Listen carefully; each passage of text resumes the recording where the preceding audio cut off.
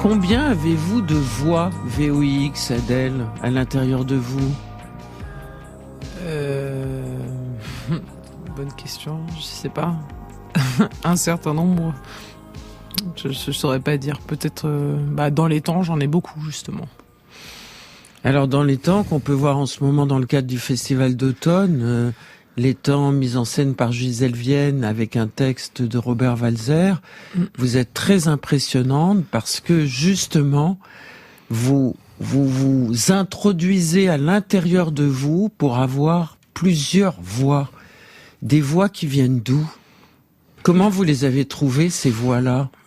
C'est un processus long, on va dire. Déjà d'arriver à jouer avec soi-même comme partenaire, à se surprendre soi-même, à créer différents rythmes à l'intérieur de soi-même.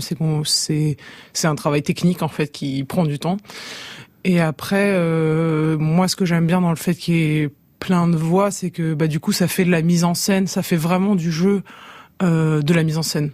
Et finalement aussi du scénario, parce qu'il y a et il y a la possibilité de mettre en lumière pour moi ou de faire apparaître des émotions du fait de la polyphonie. En fait, la polyphonie, elle va donner un certain volume qui permet au spectateur d'avoir sa propre émotion et qui est pas l'émotion calque en fait de l'acteur.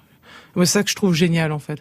Et dans le fait d'avoir plein de voix, du coup, ça démultiplie les possibilités d'improvisation aussi, parce que du coup, même moi, quand j'ai ma voix principale, je fais le texte et je peux me reprendre avec une autre voix qui va me permettre de rebondir d'une manière différente. Donc, Mais comment vous les avez trouvées, ces voix de la toute petite enfance ? Je pense pas trop comme ça. C'est pas un travail psychique, c'est pas un travail d'inconscient. Si, mais c'est pas juste une question d'aller chercher, en fait, dans le passé ou dans un certain passé. C'est aussi comprendre par quelle couche on a été construit, si on veut intellectualiser, quoi. Par quelle couche on a été construit, par quelle langue on a été construit. Des langues qui sont... il y a aussi beaucoup de citations, c'est-à-dire, finalement, c'est des intonations citationnelles aussi qui peuvent venir du dessin animé, qui peuvent venir des choses entendues assez classiquement dans les façons dont les gens s'interpellent les uns les autres, etc. C'est pas forcément que des langues qui m'appartiennent à moi en propre, en fait. C'est des langues de notre monde qui constituent des couches. Et moi, je suis constitué par ces couches-là aussi. Donc c'est un travail de déconstruction de soi-même. C'est-à-dire, on n'aborde pas forcément l'individu comme quelque chose de tout à fait étanche, mais on essaie de le mettre en lumière comme évidemment étant constitué par le monde qui le produit en fait. Et ce monde est lui-même aussi contradictoire et traversé par par des histoires qui peuvent être violentes et qui sont pas nécessairement cohérentes les unes avec les autres, en fait.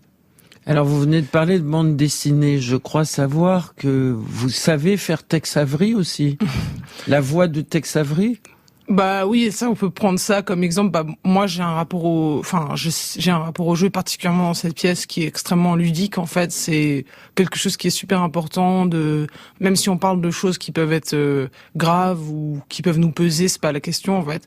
C'est que le fait de monter sur scène et de jouer, c'est une façon de réussir à vivre avec, en fait.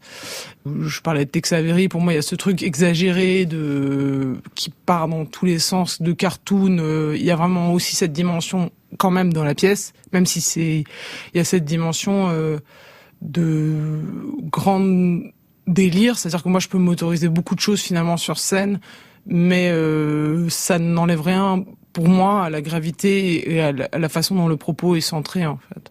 Je sais pas si c'est clair. Si, c'est très clair, et c'est d'après le texte de Robert Walser, qui est un texte absolument unique dans ses écrits, qui était destiné à sa sœur et où lui-même se met en péril dans sa propre langue pour essayer de retrouver quelque chose de très profond de son enfance. Et on a l'impression que vous aussi, vous vous mettez en péril, Adèle Haenel. Je crois que c'est le premier texte qu'il a écrit, en fait, Walser. Bon, après, je sais pas. Mais moi, je sais pas.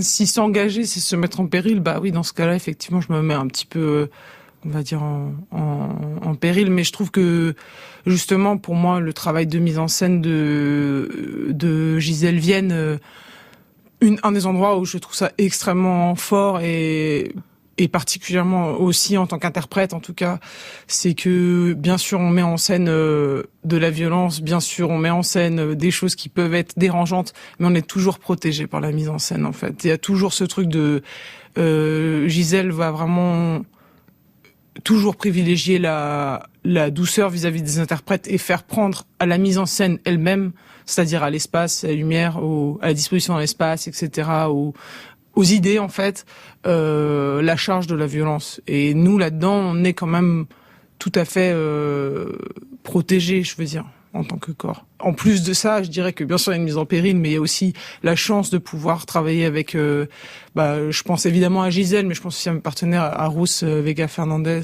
Je veux dire, on explore la langue de Gisèle.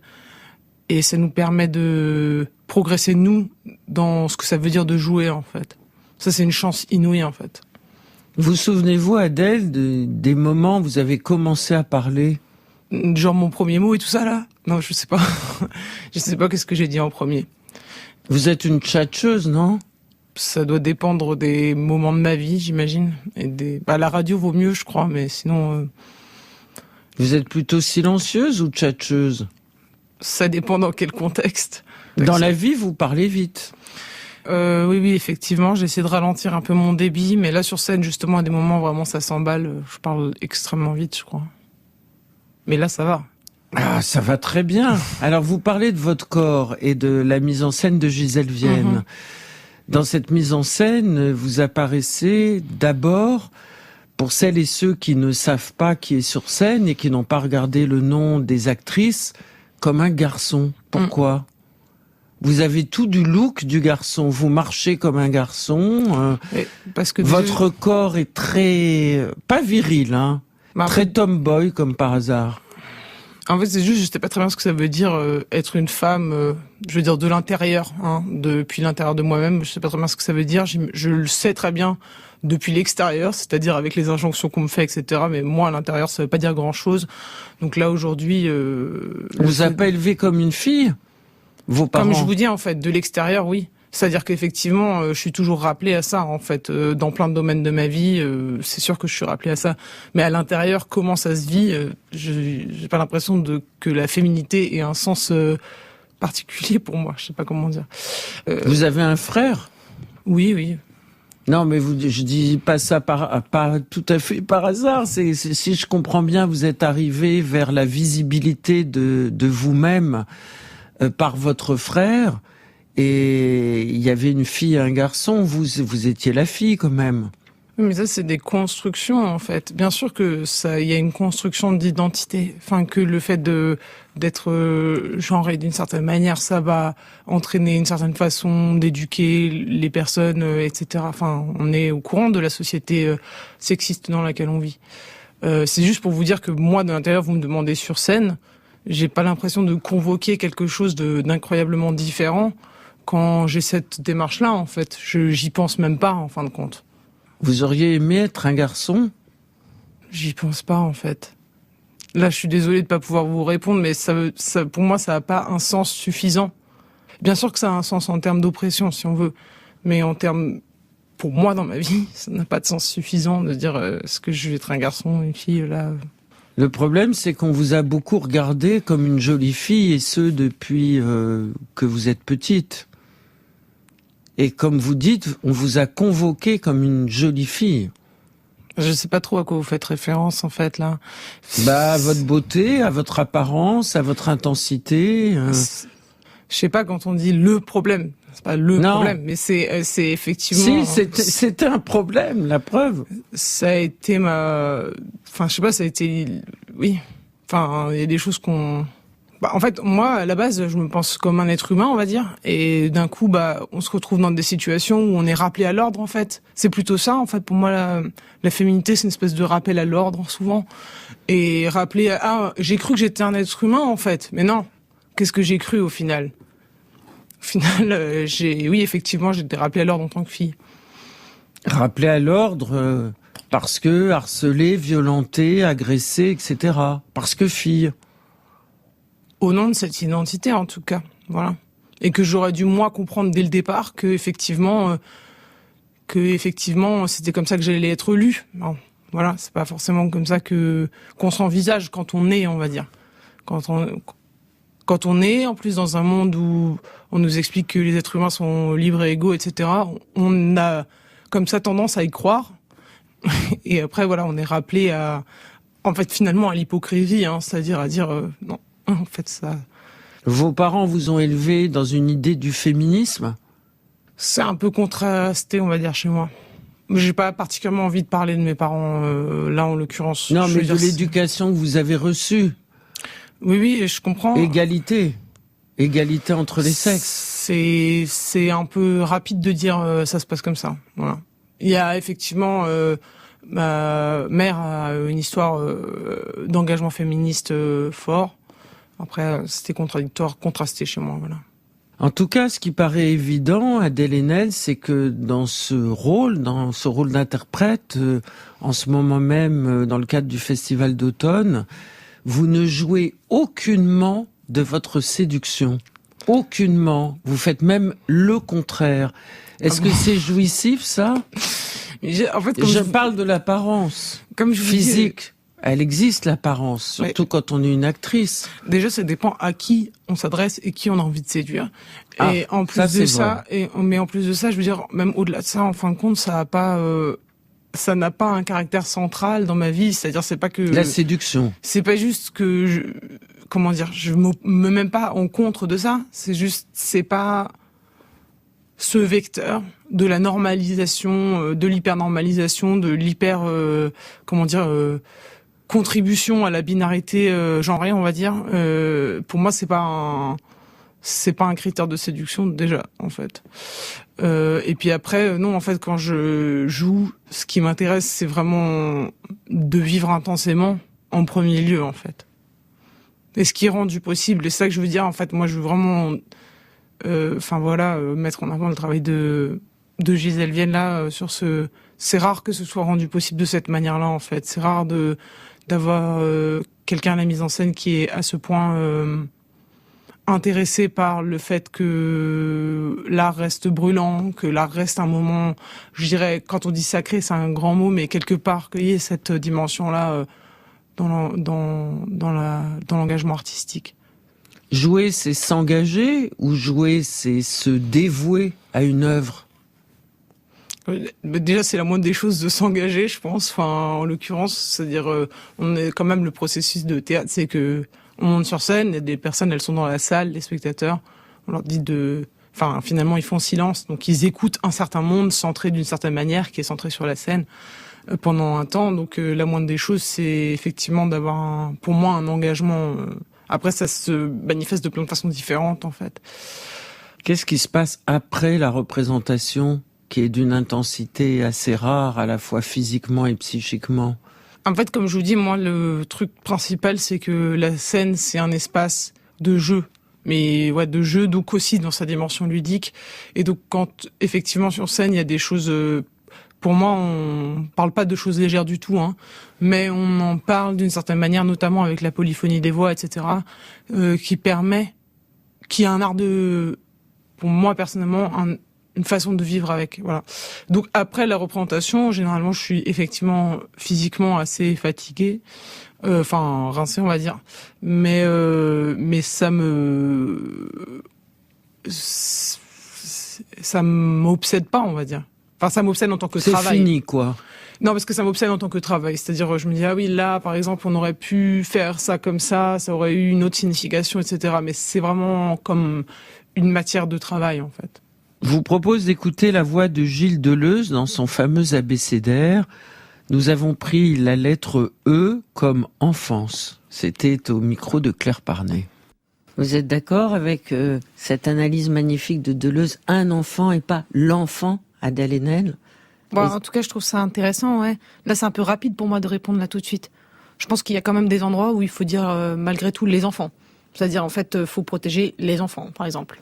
Donc après, oui, ça peut, je veux dire, ça peut s'articuler. Oui, les enfants doivent être protégés en tant que catégorie de la population. Mais est-ce que dans votre enfance, est-ce qu'il y a comme le disait Deleuze à propos de Dostoïevski, par exemple, est-ce qu'il y a eu des moments ou même par rapport à lui, à ses souvenirs de Front Populaire et de son père au moment du Front Populaire, est-ce qu'il y a des moments de votre enfance qui alimentent votre travail d'interprète aujourd'hui ? Je sais pas. Probablement, oui. Je suis désolée, je peux pas vous répondre plus précisément que ça. C'est pas forcément un travail conscient de votre part. Non. Comment s'est passé ? Non mais je comprends, hein. Ça veut dire que plus vous avancez, plus vous oubliez qui vous avez été auparavant. Je sais pas, encore une fois, c'est pas que... Vous avancez. C'est juste une question de focus, en fait. Après, on peut dire, bah oui, on hérite de certaines manières d'être qui s'est fossilisé d'une manière ou d'une autre dans un univers très historiquement, c'est-à-dire familial, très particulier, on va dire, et qu'après on en hérite des comportements qu'on va reproduire, dans la vie. Donc après, on peut traiter ces schèmes-là comme, c'est cette façon d'être, là, comme aussi une matière avec une histoire en fait, et qu'on trimballe au présent. Donc ça, c'est encore autre chose, je trouve. Enfin voilà, c'est plus là-dessus, peut-être que je travaille, je sais pas, ou avec ça que je travaille. Et vous travaillez sur la propre déconstruction de votre histoire, à la fois personnelle, mais aussi politique. Ouais, en fait, je dirais que dans le spectacle, c'est plus, pour moi, la question, elle est plus centrée sur... en tout cas, ce que je trouve intéressant, c'est que c'est une façon de voir un personnage, si vous voulez, ou un individu, je saurais pas comment le dire, mais non pas comme quelque chose qui ferait unité de base, mais comme quelque chose qui a été forcé de faire unité, en fait. Et donc, qui est constitué par des couches contradictoires, c'est ce que j'essayais de vous dire tout à l'heure.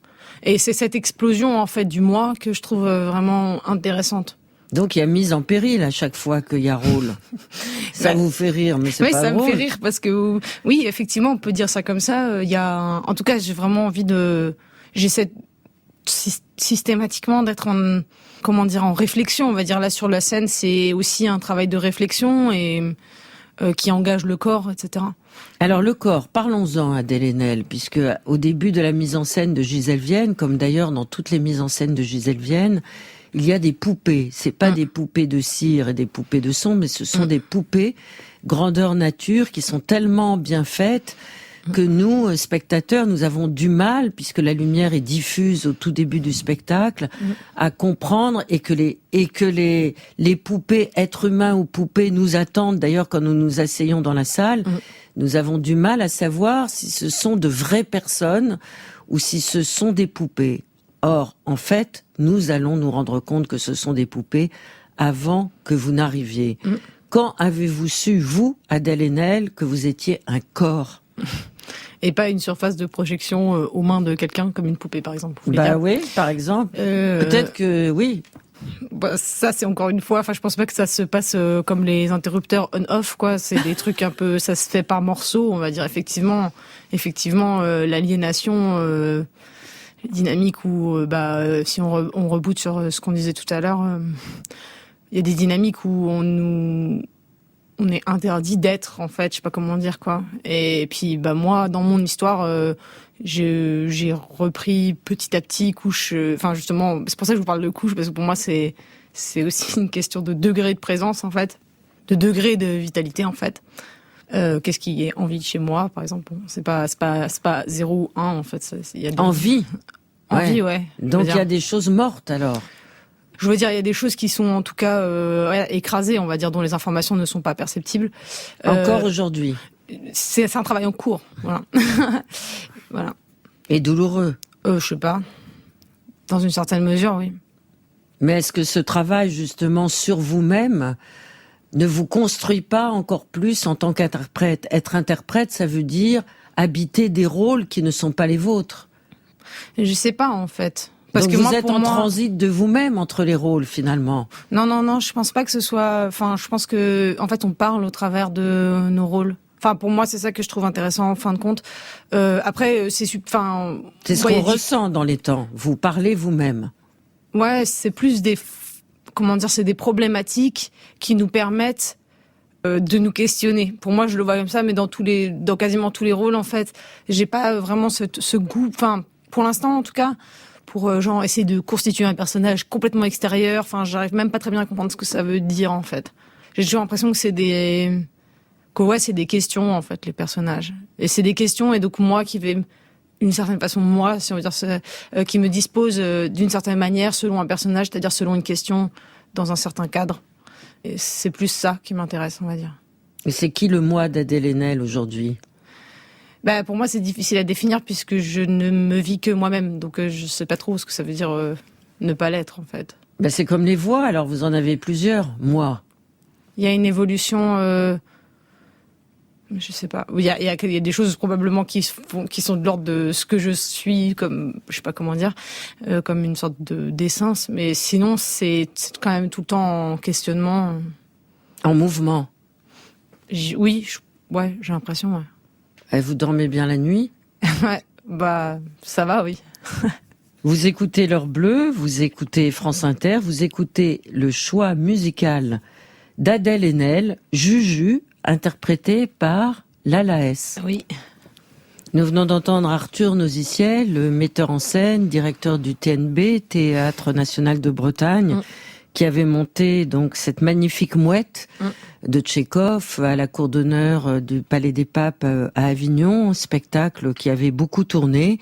Et je crois personnellement, mais peut-être je me trompe, Adèle Haenel, que c'est là que vous avez compris que vous étiez une comédienne de théâtre et que vous avez brûlé les planches puisque vous y interprétiez ce rôle si difficile, si délicat, si sensible et si romanesque et si pur de Macha. Qu'est-ce qui s'est passé dans cette prise de rôle pour vous ? En fait, c'était la première fois que je faisais du théâtre en professionnel. Parce que vous en avez fait beaucoup quand vous étiez petite en amateur. Ouais, moi j'ai toujours fait, mis à part une interruption forcée, j'en ai fait quasiment toute ma vie depuis mes 5 ans en fait. Donc en fait c'est la première fois, j'ai vraiment sauté sur l'occasion. Je savais pas qu'est-ce que c'était que la cour d'honneur, je savais pas ce que c'était que la mouette, je savais pas ce que c'était que Macha. Et en fait c'est vrai que cette opportunité je l'ai pas vraiment laissé passer quoi. Voilà. Après moi j'y suis allée avec énormément d'engagement, une fois de sincérité et peut-être la rencontre avec le texte de Tchekhov a été vraiment comme le fait de tomber en amour en fait, ça m'a vraiment bouleversée. Et ensuite quant à l'expérience de scène, c'était le début, donc techniquement on va dire justement il y avait pas je pense que ça avait une autre richesse et c'est super aussi, mais j'avais pas les moyens de mettre du volume forcément dans l'interprétation pour moi, et il y avait pas justement le travail qu'il y a avec Gisèle ou ce qui est normal je veux dire avec où il y a cette dissociation qui permet de composer. Voilà, là, j'étais plus dans une incarnation le plus intense, en espérant faire transparaître cette intensité, cette sincérité si on veut au spectateur. Qui est-elle Macha pour vous, Adèle ? En fait, à chaque fois que vous me parlez des personnages, je suis genre, je sais pas quoi dire, parce qu'en fait, moi, je le vois comme une façon d'être pour moi, en fait. Du coup, je me souviens de vous, elle était intense au début du spectacle, Macha, la Macha que vous interprétiez, ouais. Et puis petit à petit, évidemment, la vie et le réel vont s'abattre sur elle, et petit à petit, les idéaux vont s'éloigner. Non, mais là, je sais, ouais. Je saurais pas trop quoi dire là dans ce cadre-là. Je suis désolée en fait. Moi, je le vivais comme, pour moi, c'était une mise en scène de cette espèce d'opposition qui existe entre les humains parce qu'il y a une sorte de rareté en fait, dans un climat de rareté d'amour, etc., qui fait que il y a des architectures qui comment dire, il y a des, bon, je sais pas trop si je suis d'accord avec moi-même en fait, c'est ça le problème. Qu'il y a aussi, ça génère aussi de la violence en fait, ce climat de rareté là. C'est ça que je veux dire. Mais La Mouette, c'est une pièce très violente sur l'amour. En fait, les choses, comment dire, les œuvres, l'œuvre de Tchekhov, elle est énorme. Et après, c'est qu'est-ce qu'on voit dans cette œuvre. C'est ça qui est, pour moi, le travail de mise en scène. C'est ça qui est passionnant, en fait. Il y a des thèmes dans l'œuvre, mais c'est selon ce qui va être mis en scène, selon comment ça va être interprété, on va voir des choses qui sont différentes, en fait. Quand on parle de violence, on peut dire oui, violence comme ça, mais ça veut dire quoi, en fait? De quelle violence on parle? Et toutes les violences avec Tchekhov, mais violence même la façon sociale, dont on va violence définir, politique, violence poétique, violence amoureuse. Je sais pas, en fait, la façon dont on définit les termes, c'est fondamental et notamment sur la question de la violence. En fait, souvent on va voir associer comme ça la question de la violence à la résistance en fait. Et la violence invisibilisée est la plus grande violence en fait. C'est la violence de l'ordre. Et celle-ci, elle est complètement invisibilisée, voire très souvent pas qualifiée de violence en fait. Donc rien que le travail de redéfinition des termes, pour moi, c'est un travail artistique en fait et politique évidemment. Donc votre travail d'artiste aujourd'hui, Adèle Haenel, est aussi un travail de relecture de ce qui se passe à l'intérieur de la société aujourd'hui et de déconstruction de tout ce qui peut entamer l'égalité des êtres et la violence de notre société. C'est pour ça que on peut dire que vous êtes engagée. En tout cas, vous êtes une icône de l'engagement des jeunes féministes et des moins jeunes. Vous l'êtes devenue de par vos prises de position. Mais quand vous parlez, vous voyez, de votre travail, tout de suite, ça vient, quoi. C'est là tout le temps, chez vous. Je sais pas, pour moi, c'est impossible de pas chercher à faire vraiment advenir une égalité de fait. En fait, c'est impossible de dissocier un travail de recherche artistique d'une ambition politique, quoi. C'est-à-dire, en fait, on peut pas je sais pas, c'est évident, en fait. Pour moi, on peut pas accepter le monde tel qu'il est, en fait, parce que le monde tel qu'il est, il nécessite des vies qui sont complètement broyées, en fait, il rend impossible en fait la mise en application de l'égalité. Donc en fait, c'est important de comprendre quels sont justement les mécanismes de la violence invisibilisée, de les mettre en lumière pour permettre d'agir sur ceci en fait. Mais c'est pas voilà. Mais après, l'expérience artistique, c'est autre chose que juste une question théorique. C'est même presque une remise en question de l'ordre du perceptible.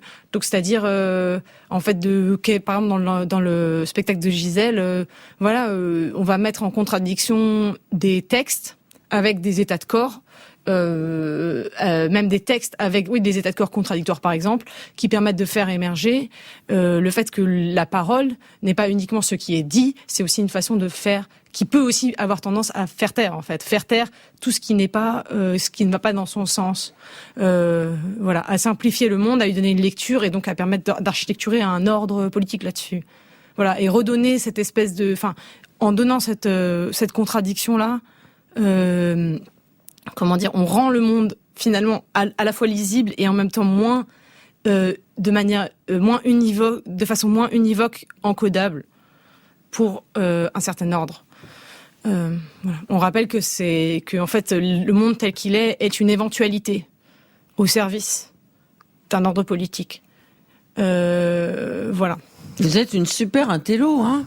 Vous lisez beaucoup ? Tout ça vient spontanément. Non, effectivement, oui, j'aime bien lire effectivement de la théorie, parce que pour moi, des penseurs, je pense à Judith Butler, je pense à Elsa Dorlin, etc.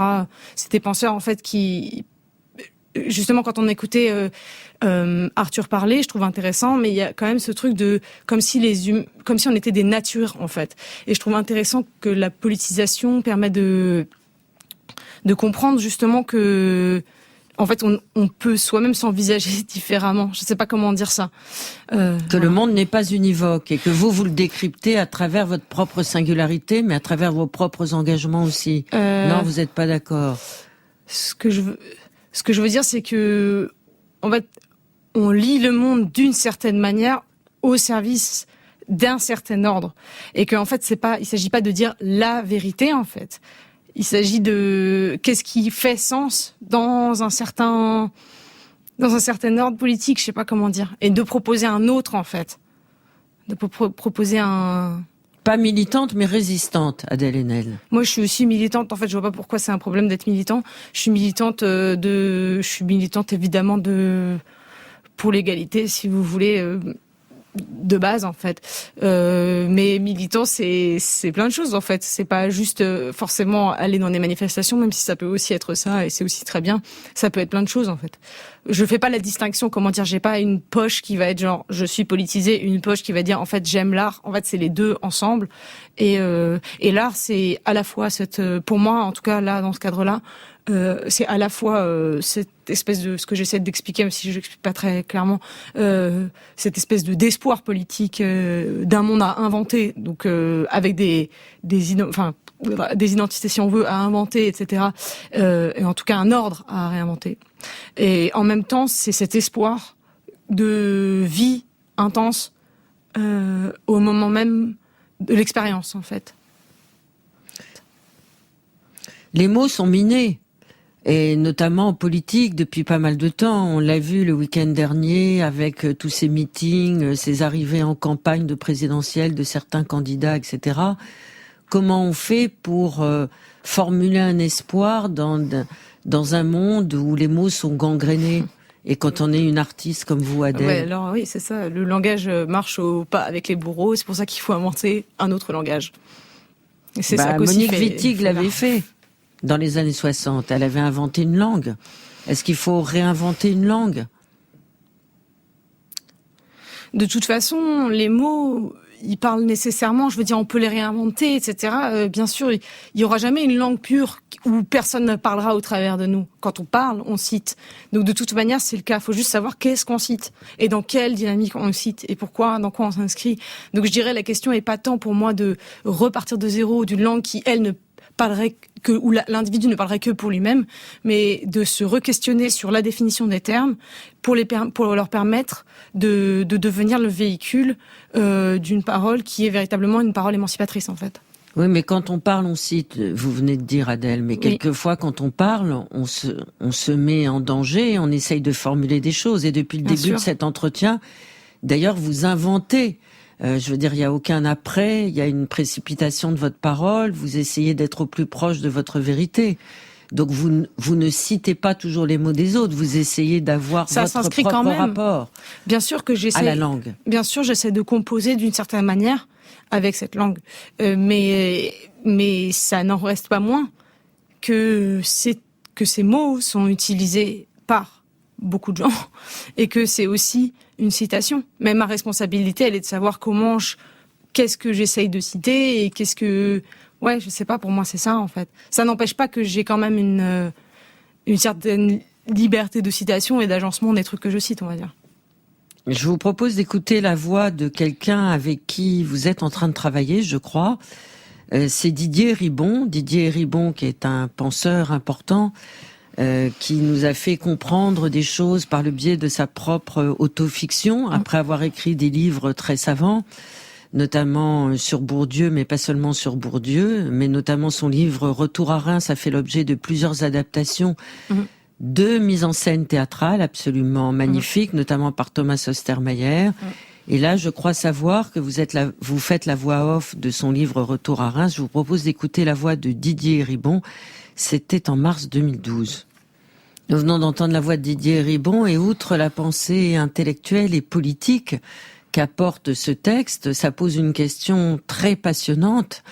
En tout cas, en ce qui vous concerne, peut-être, Adèle Haenel, c'est que Didier Ribon a été pendant très longtemps un grand intellectuel universitaire qui donnait des cours à travers le monde entier, qui enseignait dans les universités les plus prestigieuses.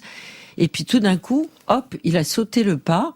Il s'est mis en danger de lui-même pour raconter d'où il venait.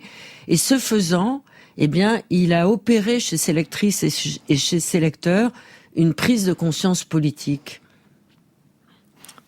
Et je me suis demandé si vous faisiez pas la même chose par votre pratique artistique en choisissant des rôles comme dans Les Temps avec Gisèle Vienne, des choses...